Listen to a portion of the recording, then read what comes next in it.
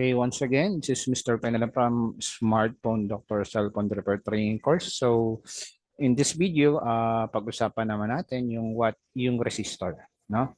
So, madalas yung resistor ito ay isang electronics component dun sa motherboard para mag-work or mag-function yung phone para for calling, charging,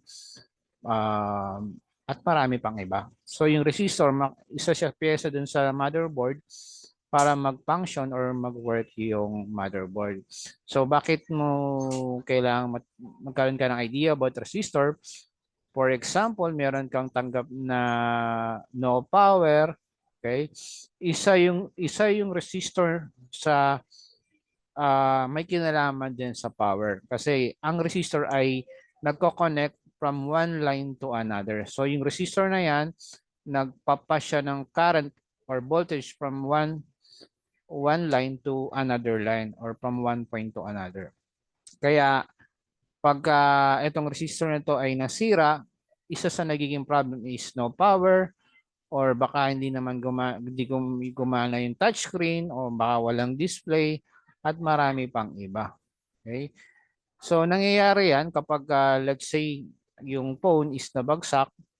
So isa yan sa na encounter ko before, nabagsak yung tablet, natanggal yung resistor sa connection, nag-cause siya ng no power. So yung isa ko namang ginagawa, no, nagba-bypass ako ng iPad. So meron akong kailangang ayusin o i-hardware para ma-bypass ko yung iPad iCloud. And then napansin ko may isang nawawalang resistor kaya pala hindi mag-touch after kong i-repair. So that is why importante na malaman mo kung paano nagpa-function ng resistor at bakit kailangan nandoon siya. Okay? So kung wala kang idea about resistor, okay, medyo malilito ka rin sa pag-repair ng motherboard. Okay? Kung hindi mo alam kung ano yung function niya, kung hindi mo alam kung paano mo siya hanapin sa motherboard, paano ba siya nag-work, magkakaroon ka ng challenge sa pag-repair ng motherboard repair. So, that's why at least meron kang idea kung paano nag-work ang resistor, paano mo siya babasahin sa schematic diagram, and paano mo siya ito-test kung para malaman mo kung good or bad ba siya. Okay? So, ano ba yung resistor? So, yung resistor, ang main function ng resistor sa ating motherboard is it resists the flow of current. So, ang schematic symbol ng resistor, pag nakita mo sa schematic diagram, ay ganyan. Parang lagare or hagdan-hagdan. Okay? So, may nakasulat na R. Okay? So, yung R, yan yung naka-assign na letter for the resistor. Kaya pag nakita mo, tingnan mo yung tinatawag natin na layout dun sa motherboard. Doon hindi mo siya nakita mo lang na rectangle lang siya. Pero may nakalagay na letter R. Ibig sabihin resistor yan. Okay? So, ang resistor, meron siyang property. Ang tawag natin doon is resistance. Okay? So, pag narinig mo yung resistance, yan yung property. Ano yung property? Ito yung lakas o yung proper resistance. Ito yung property kung gaano niya kalakas, no? Gaano kalakas yung kanyang pagre-resist ng flow of current, no? Halimbawa, meron tayong simpleng supply ng kuryente, halimbawa DC voltage. Okay, ito din meron tayong resistor diyan. Okay, let's say 3.7 volts. Ito ngayon yung ating resistor. So yung value niya, let's say 10, yung unit of measurement ng resistor ay ohms. So ang basa diyan ay ohms. Okay?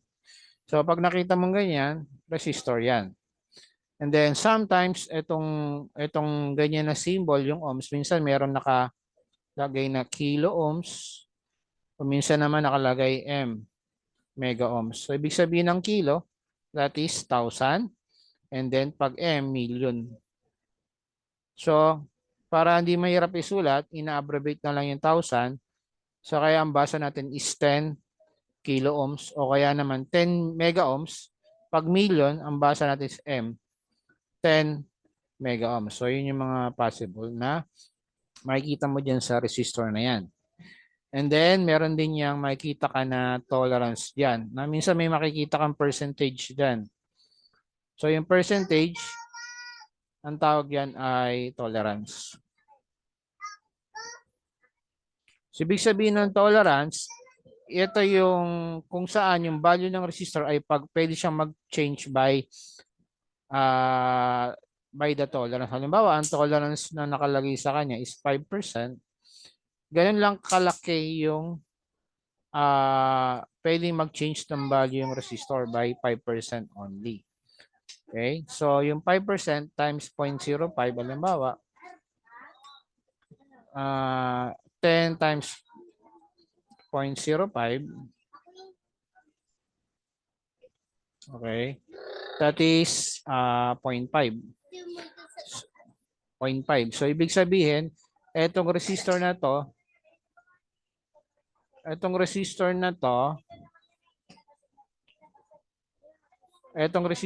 meron tong tolerance na 5%. Ibig sabihin, pwede siyang mag-change ng by 0.5.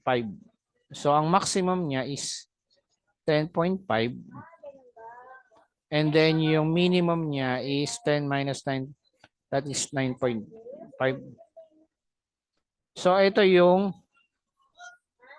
changes na pwede lang mangyari dun sa resistor na yan. So, 9.5 to 10.5, ibig sabihin, good pa rin yung resistor na yan. Okay?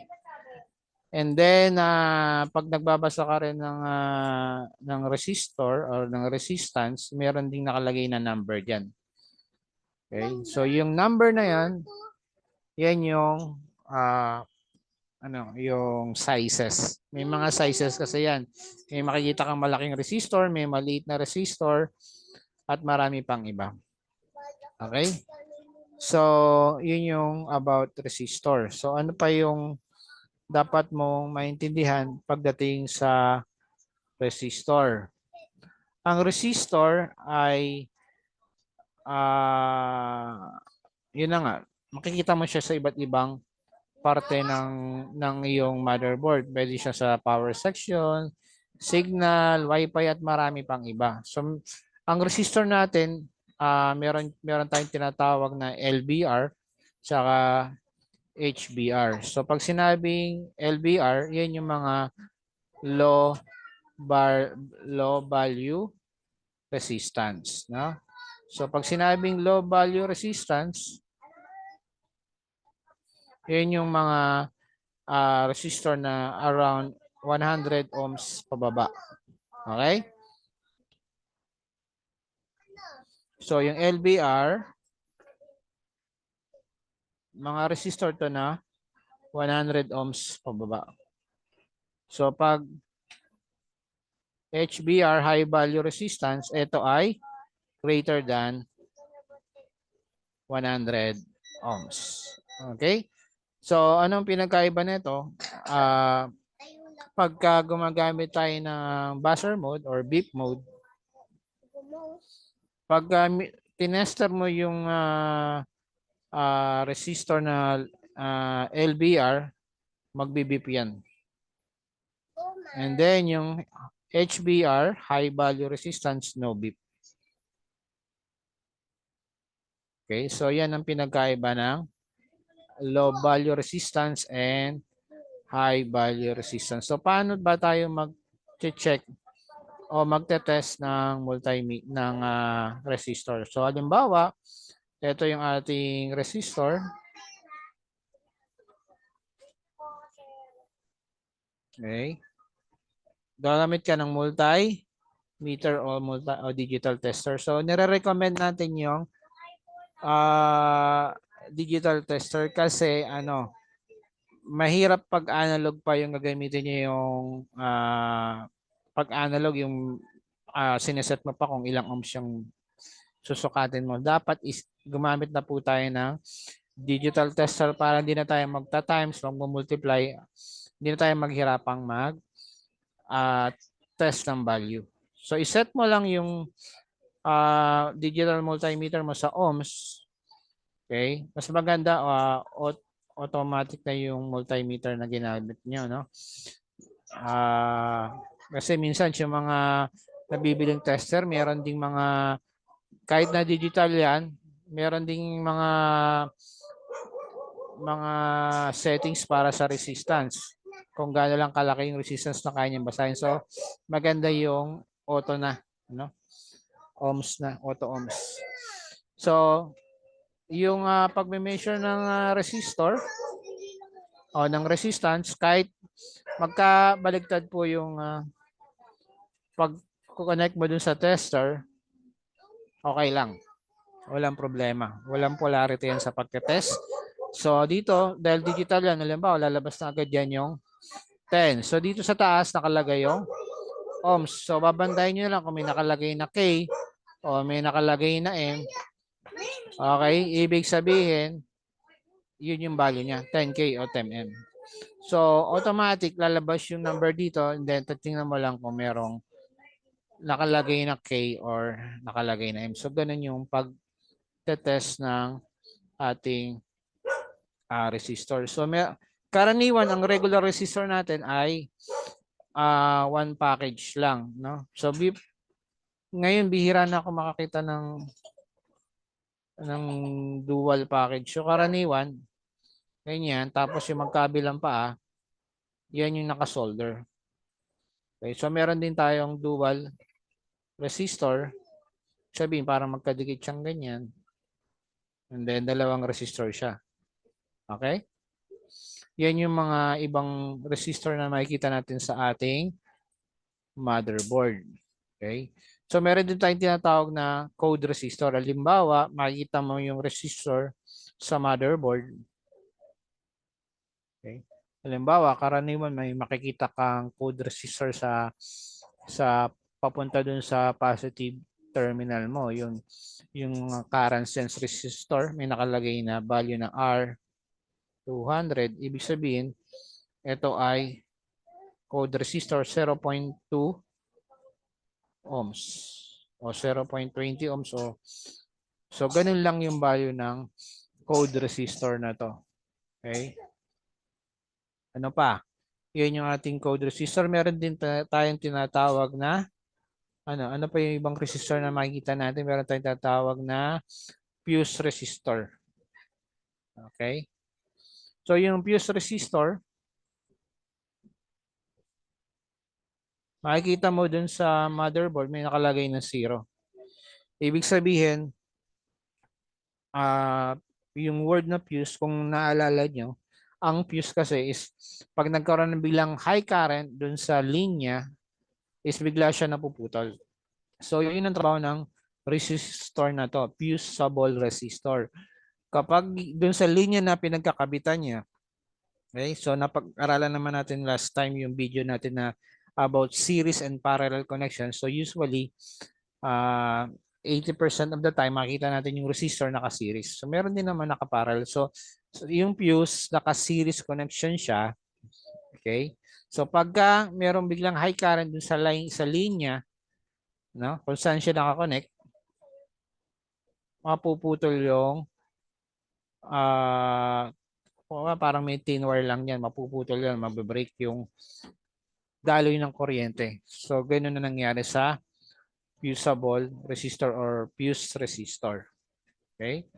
So, yung resistor, as ang karaniwang function niya is to transfer or mag-resist ng voltage from one line to another. So, isa pang function ng resistor ay protection.